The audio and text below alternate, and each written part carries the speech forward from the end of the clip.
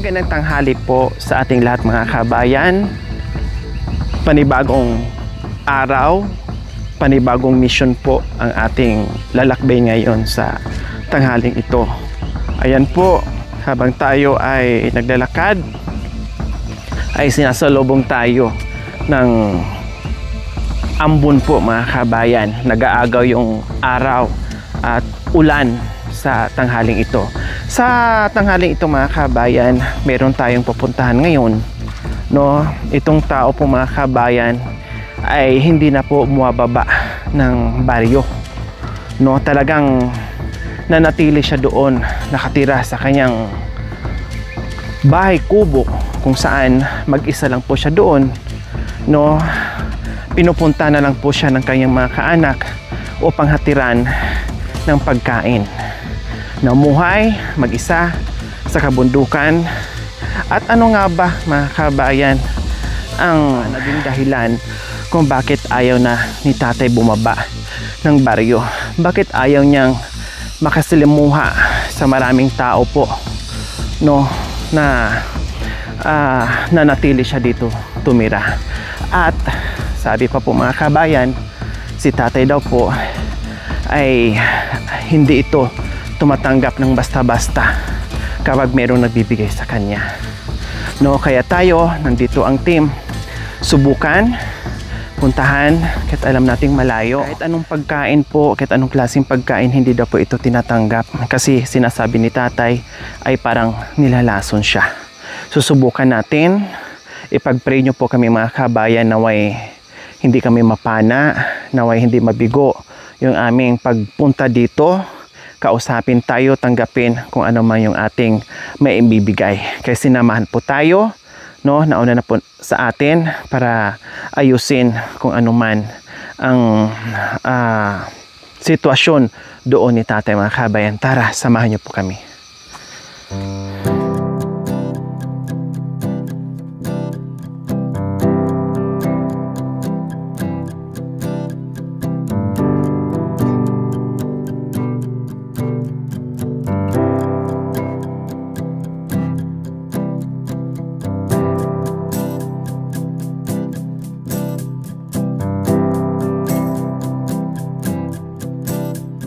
Alam niyo po mga kabayan, may iilan-ilan na mga katutubong aitas na nakatira pa sa liblib, na nakatira pa sa sobrang layo po mga kabayan na hindi pa natin napuntahan.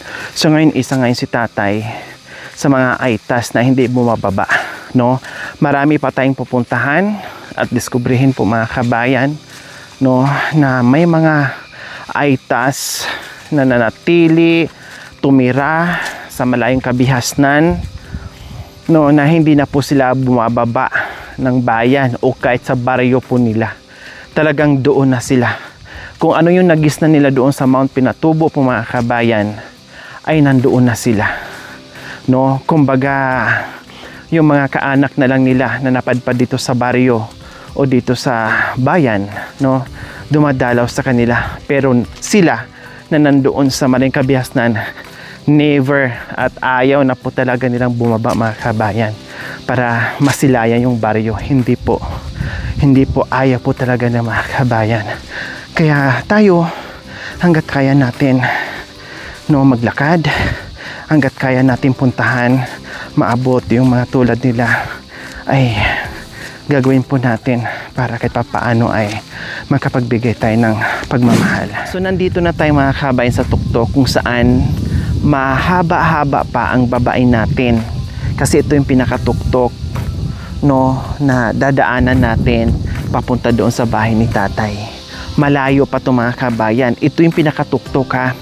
Bababa tayo ng kay haba-haba yung ating babain, pero pababa po siya.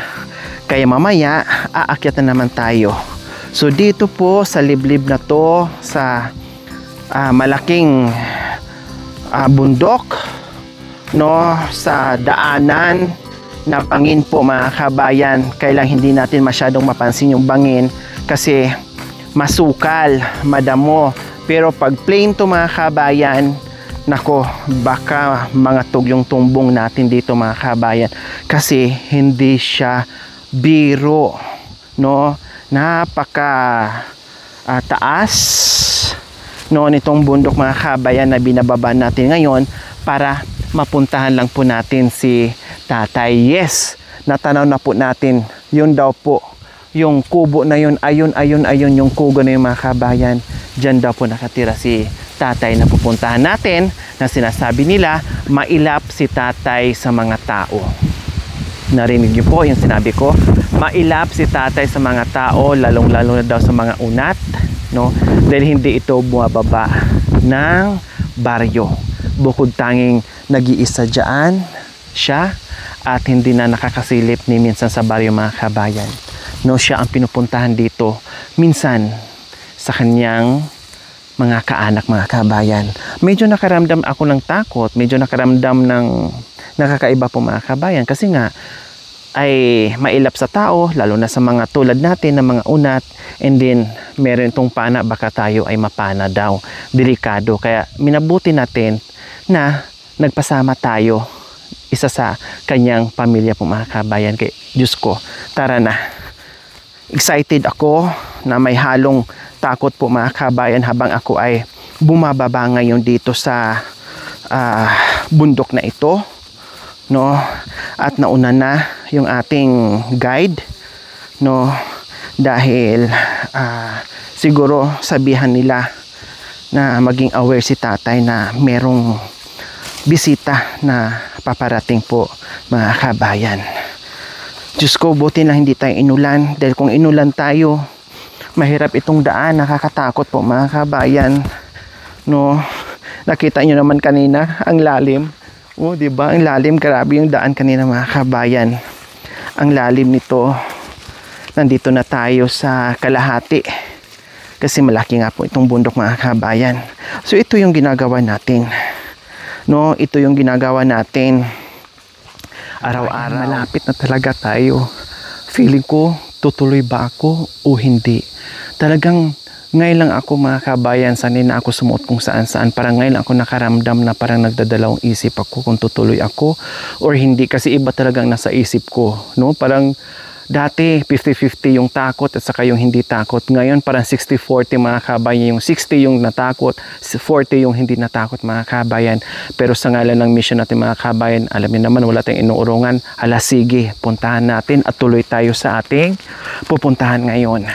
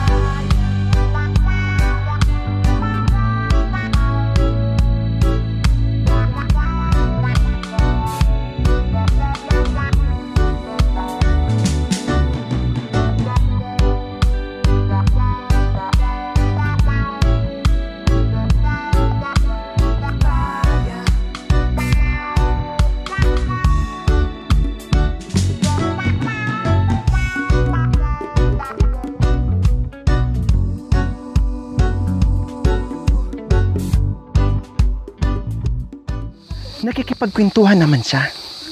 Sumasagot naman siya. Saan na ba ang bahay? Ate, saan? Saan bahay? Ayan na. So, ayan na po mga kabayan. This is it. Oh, Lord. Ito na. Ito na yung hudyat para... ibig sabihin sa kanya to? Sa inyo to. So ito na ang hudyat mga kabayan para makita natin si Kuya. Anong pangalan niya? Tatay Roni po. Ha? Tatay Roni. Tatay Roni.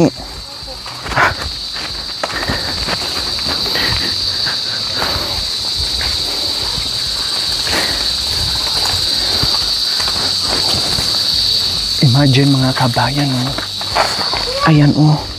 Wala kang ibang maririnig, kuliglig o yayay. Nakita niyo naman yung kung gaano kagubat, kung gaano ka sukal dito, lalo na siguro pagdating sa gabi mga kabayan. Ay, iwan. Diyos ko. Ate, gawin kitang shield.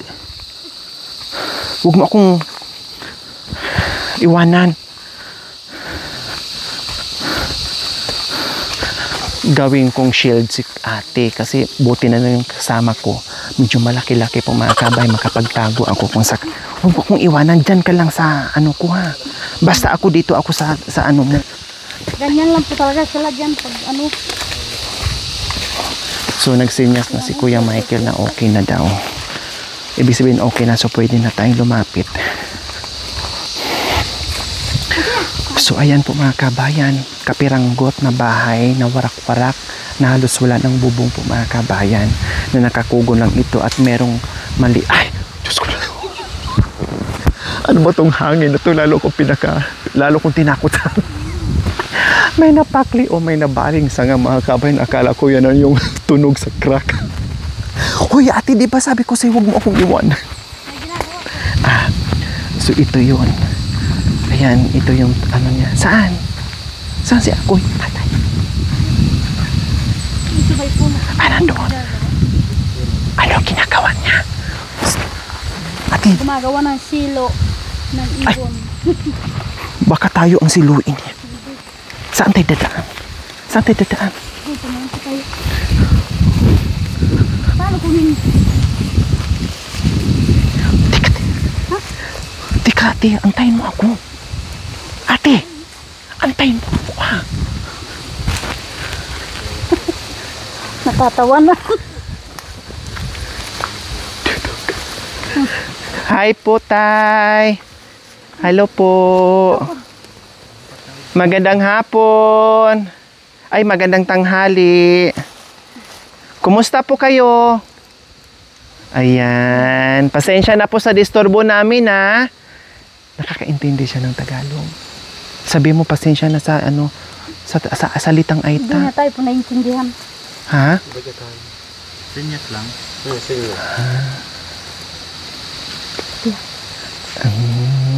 Okay. Okay daw, ate. Okay. Nakulong ka. Diya. Uy, alam mo huwag mo kong iwanan. Hindi, tambay ka ba?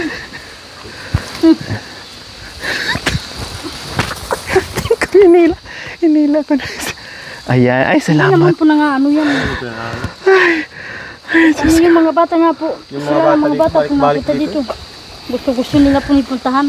Gusto niya? Masaya siya pag nagpunta ng mga apo? Lalo pag andun po ako yung So, ang ginagawa niya, yung silo. Panguhuli ng mga bayawa. Yung ginagawa niya pag-ulam. Yung kahapon nga po, nagpunta ako dito, binigyan ako, dinala ko doon. Mayroon siyang nakuha? Oo, laki. So ayan po mga kabayan, nabawasan na yung aking kaba, no? Lalo na nung tumawa si Kuya Ronnie na pagdating ko dito. Medyo nabawasan talaga mga kabayan, no? And mayroon pa siyang napapansin ko, mayroon siyang binhi mga kabayan sa mais, oh. Ayan, so ibig sabihin, ito, mga... Sa amin po, ito hanggang doon. Oh, tapos dito siya natutulog. Saan siya dito natutulog? Wala po yan po.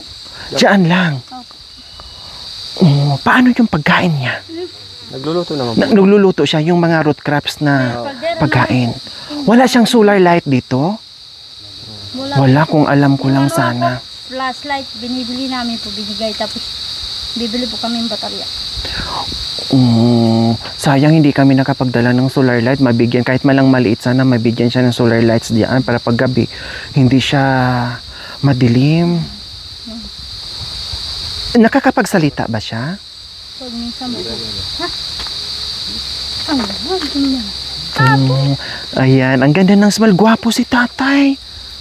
Diba? May anak siya? Ilan ang anak niya? Nandiyan yung isa, kasi nakakuha daw ng kawayo nung ano eh. Ilan ang anak ni tatay?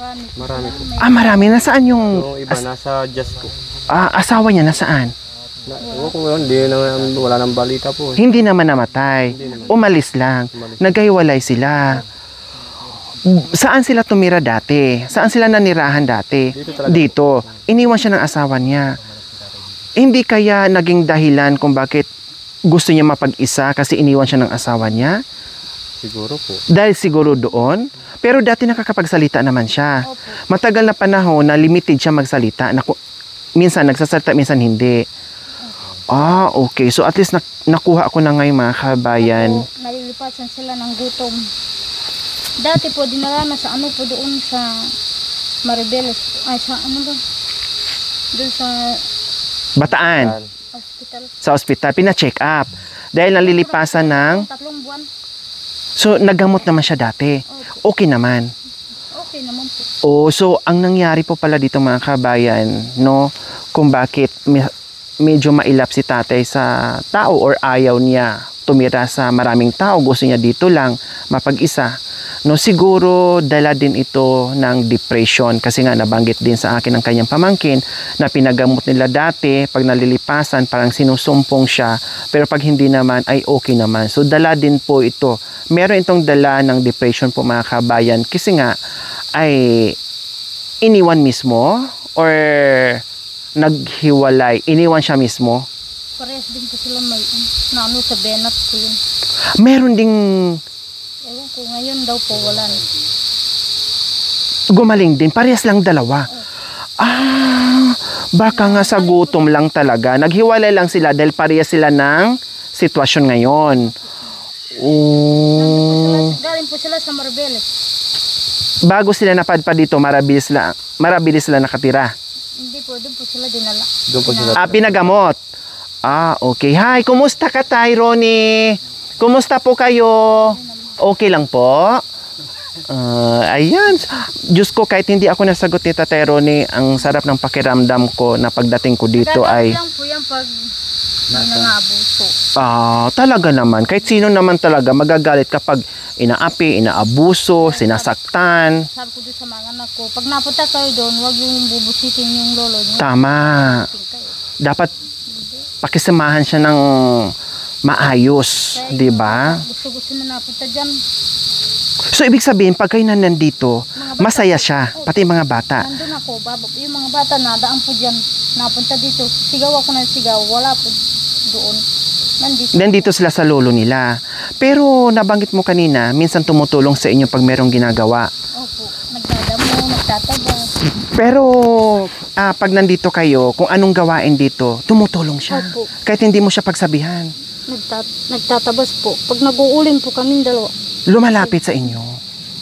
Oh, pero may sarili siyang pananim dito. Ayun po. Meron din. Yung yan sa ababa, sa kanya yan. O paano yung mga pananim niya dito kapag nag-harvest siya? Sino ang magbibinta kasi hindi na siya dumadalo sa baryo, hindi siya pumupunta. Pag minsan po hindi niya binibenta. Kakainin. Pang konsumo lang niya, pagkain lang niya. Kumbaga, tinatanim lang niya para sa pagkain niya dito. Just in case na walang magbigay sa kanya ng bigas, hindi siya magugutom kasi may mga pagkain siya dito. Ayun naman pala. No, yun nga lang, nakakaawa si Tatay Ronnie dito mga kabayan. Although marami daw siyang anak, siyempre may kanya-kanyang pamilya siguro. Hindi naman pinupuntahan. Hindi na pinupuntahan. Bakit? Ewan ko sana, pag minsan nagagalit ako. Buti pa kayo na pamangkin lang pumupunta dito at may malasakit. Mga lalaki po yung anak niya. Bakit? Anong rason? Bakit hindi nila puntahan si Tatay Ronnie Sabi dito? ko, baka pinagkahiya yung tatay niyo kasi may konting Diferensya. Oh, Dapat mahalin niyo yung tatay niyo. Huwag niyong pagkahiya. imbis na kailangan sila sa tatay nila, yung yakap at pagmamahal, yun ang kailangan ng tatay nila. Buti nga kayo ay pinapakita nyo yung pagmamahal dito sa tiyuhin nyo. Puro lalaki mga anak niya. Mga ilan sila? Dalawa po yung dalawa yung may asawa. Maraming anak yan, pinaalaga. Kumusta po, Tatay Ronnie? Kumusta? Okay po kayo? Ayan. Ay, salamat. Tatay Ronnie, meron kaming dala ha. Pagkain ha. Tanggapin nyo po. Sa inyo po yan lahat. Kainin nyo po. Kayo ba ay kumain na? Tapos na kayong kumain? Dipolyo. Ay, salamat. Kumain daw siya ng dipolyo. Pero kain ka bigas ha. Tapos mga dilata dyan ha. Oh. Mangan. Diba? Diyos ko, kumain daw siya ng dipolyo. Ibig sabihin ng dipolyo, gabi. Yung gabi. Nilaga. Naglaga kayo. Anong laman sa mga kaldero nyo? Anong laman? Yung piyesta. Wala na. Ito. Kumusta kayo dito? Kumusta po kayo? Ulan po. Wala kang yero? Oh. Paano pag umulan dito, hindi ka mabasa? Ito lang po yung higan. Mabasa ka dito? Saan ka natutulog? Diyan lang. Mando kung hilpin ba po, sila pang. Naghahanap daw siya ng ganito. Sinunog daw. Oh, kasi ginagawa nilang taniman. So, kaya pala doon, may mga butas-butas na kasi wala kayong mahanap na kugon. Opo. Buti na lang dito, kahit papaano, ay meron pa. Ayan, paano kung masira na rin yung dyan, kung mahirapan kayo matulog dyan. Ayan po mga kabayan, yung mga gamit niya ay lahat nakataas, lahat nakahang, nakatali. No, kasi nga walang kumpletong bubong, walang dingding, paikot, wala po talaga. Nagsisilbing tulugan yan nandito sa puno ng kahoy. Dito lang daw po si Tatay Ronnie matutulog, no? O diyan po mga kabayan, bahala na kung saan siya po pwesto dito na walang tulo. Basta yung mga gamit niya nandiyan mga kabayan ay nakahang po yan. Alam niyo po sa kwento at sa narinig ko mga kabayan, ako'y natakot. Kaya nga sabi ko, Diyos ko Lord, sabi ko dito sa dalawang mag-asawa, bantayan nyo kami ha. Pati ako kanina dumadaan doon sa siyempre hindi natin alam. No, doon pala sa kwento, matakot ka talaga mga kaibigan. Baka mamaya may naka-ready, nakahanda na, nakapana, nakaharap sa atin. Pero nung nandito ako at nakita ko yung smile ni tatay at lalo na yung kinamayan ko siya at nag-approve siya sa akin, natanggal lahat yun. Naalis yung takot ko at masaya ako na tumawa siya sa pagdating natin. Pero kanina yung papunta tayo dito mga kaibigan, promise inamin ko talaga, ay natakot ako. Siyempre, wala tayong kalaban-laban dahil hindi naman natin makausap ng maayos or buti lang kahit papaano ngayon, no, hindi man makapagtagalog ng maayos mga kabin. At least, no, sa senyas at nakikipag-usap din sa atin kahit papaano mga kabayan. Anong niluto niyo po Tatay Ronnie na pagkain ngayon, tanghali? Wala. Dipolyo lang po, kain niyo? Buto, kamangyan. Kamangyan. Oh, mayroon po kayong pananim dyan? Wow! Oh, very good. Kamangyan sitaw. Kasi mga kabeng, kamangyan is sitaw. No, so, lahat yan, nandyan pananim mo. Ano bang mga pananim mo? Dipolyo, kamangyan, kamote. Meron kayong kamote? Loko, meron kamuti. Kamote, meron. Ang sipag nyo po pala dito, Tatay Ronnie, sa may tanong ko lang po, Tatay Ronnie. Bakit ayaw nyo pong pumasyal sa baryo? Pasyal. Maraming tao. Bay, marami na magtitinda ng tabako. Maiwan Mailaw. So, hindi kayo pupunta ng bayan or baryo kasi inaalala nyo po yung mga pananim nyo, hindi nyo maiwan-iwan, pati manok, nakikita ko may manok po kayo. Magsunay, pruta. Sitaw. Ano daw po, Ate Katrina? Mga gulay. Nagtatabako kayo? May sarili isang tabako mga kabayan. Ayan pinapatuyo niya. Ayan may sarili siyang tanim. Kasi ito... Nagalit doon sa bayan. Pinagbibilang niya. Opo, sa bayan, bilhin, mahal. Dito, pag may tanim ka, pitasin mo lang, patuyuin, tabako na. Isang ko. Gabi. Mga ilang taon po kaya... Opo, mahal sa bayan, mahal sa baryo, mahal. Opo, Ate Katrina, ibig sabihin maliit pa kayo, dito na si tatay. Hindi na bumababa ng baryo. Hindi niya alam ngayon kung gaano kadami yung tao ngayon na mga kulot nandiyan sa baryo ngayon. Alam niya marami, pero hindi niya nakikita. Hindi niya nasilayan. Grabe no. Grabe, paano ni tatay nakayanan? Nung namatay po kami ng tatay, maliit po kami. Pumunta po siya. Sa kanila po kami nahantin dyan.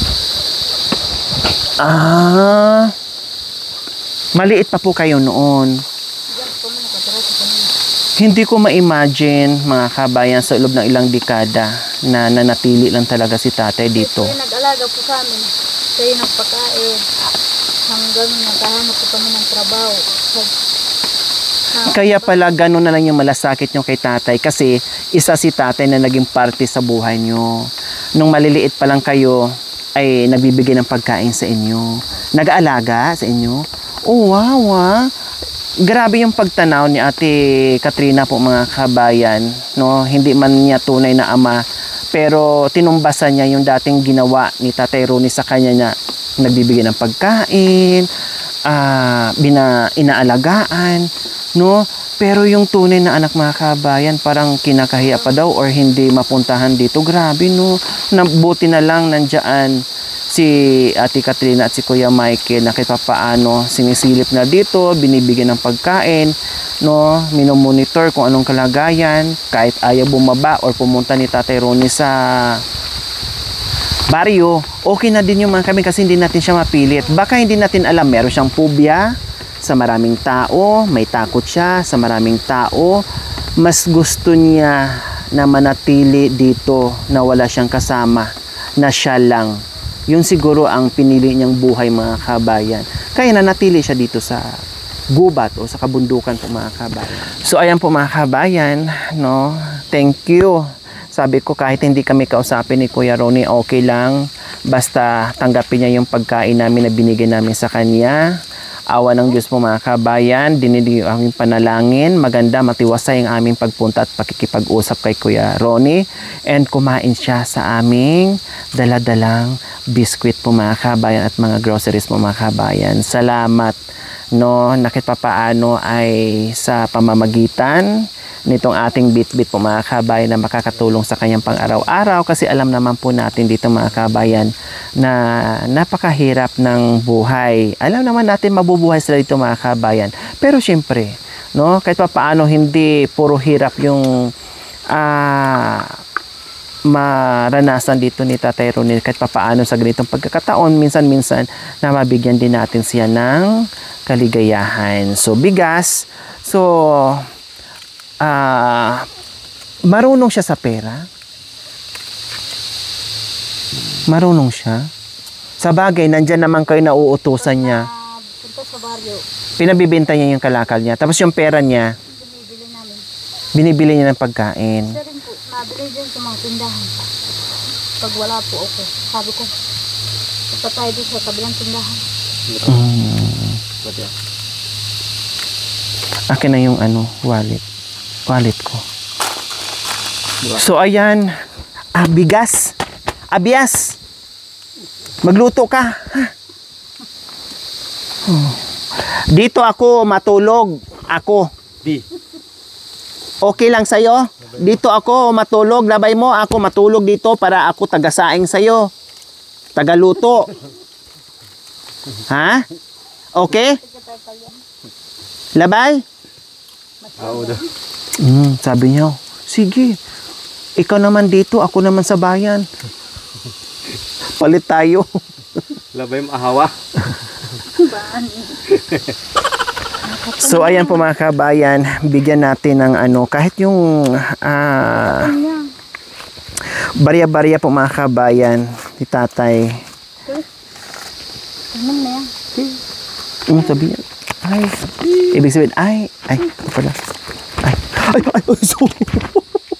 Napunta na sa apoy. Alam niya yung pera? Alam niya? Magkano ito? Magkano?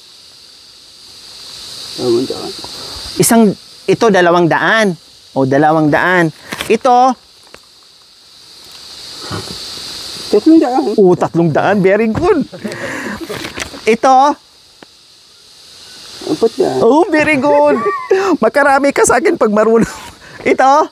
500. Oh, very good. O ito? 500. 500. Very good. Oh. Wala na akong maibigay. Baka pati dollar alam niya, makakabata. Ayan. So magkano po lahat yan? 1,000. Ha? 1,000. 1,000. Very good. O, di ba po mga kabayan? Diyos ko. Kahit pa paano, naramdam ko po yung tawa ni Kuya Ronnie mga kabayan. Na siguro, first time ni Kuya Ronnie makatanggap na mabisita ng tulad natin mga kabayan sa buong buhay niya. Sa tanang buhay niya mga kabayan, ngayon na siya nakaranas na bisitahin natin. Welcome na welcome pala tayo dito mga kabayan. Safe na safe pala po tayo dito mga kabayan sa buhay ni Kuya Ronnie dito sa kanyang tirahan. Diba? Kailangan lang po talaga ni Kuya Ronnie ng kaagapay ng kanyang mga anak, pagmamahal, no, na ipakita tulad ng pinapakita ni Kuya Michael and Ate Katrina po mga kabayan. No, kailangan lang po talaga niya. Yun ang kailangan, ang nakikita ko ngayon, yan ang kailangan ni Tatay Ronnie. Hindi siya dapat kinatatakutan, hindi siya dapat bulihin, hindi siya dapat saktan, hindi siya dapat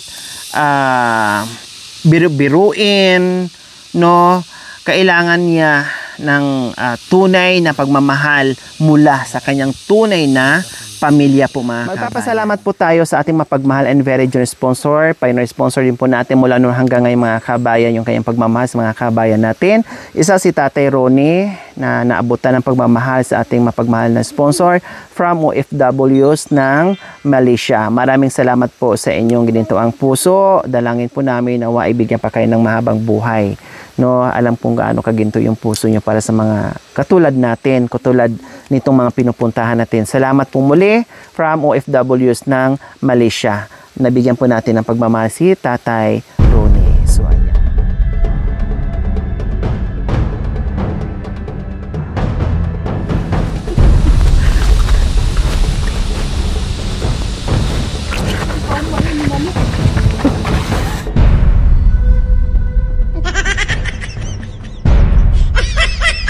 Yan po mga kabayan, sabi nila, delikado ang bisita dito kasi ito ang katapat mo. Awa ng Diyos mga kabayan, yung kinatatakutan natin kanina yung pana, nahawakan ko ngayon. Nawala yung takot ko, no, na nakausap ko si tatay at lalong-lalo na ngayon. Totoo, marami siyang pana dito, maraming bala at nakakatakot mga kabayan, kaya kang patayin talaga. Isang pana ka lang, nako, no, buhay mo, isang pana lang dito mga kabayan. Kung talagang ganun ka violente si Tatay Ronnie. Pero hindi po. Super bait niya. Super bait. No, hirapan siya magsalita mga kabayan. Pinipilit niya para lang talaga ma-entertain tayo. Hindi tayo may snub. No, kahit papaano sa smile pa lang niya mga kabayan, wagas na yung pasasalamat natin na nakausap natin siya. Plus, nahawakan natin yung sandata niya dito mga kabayan. So, hindi delikado po. Basta, wag yung lang siyang abusuhin, wag yung lang saktan, no, wag yung lulukuhin. Kasi siyempre, lulukuhin din kayo ni tatay sa mga pana niya mga kabayan. Kaya malayo ka pa lang dito mga kabayan, pag luko-luko ka, nako, mayayari ka talaga ni Tatay Ronnie. So, ganun pa mga kabayan, ito, isa sa mga sandata dito ni Tatay Ronnie na nagpapabusog sa kanya. Dahil sa pamamagitan dito mga kabayan, ay nakakapagbigay din sa kanya ng pagkain. Makahuli siya dyan ng ibon, manok, labuyo, baboy ramo, usa, elepante. Kaya dito mga kabayan. Then,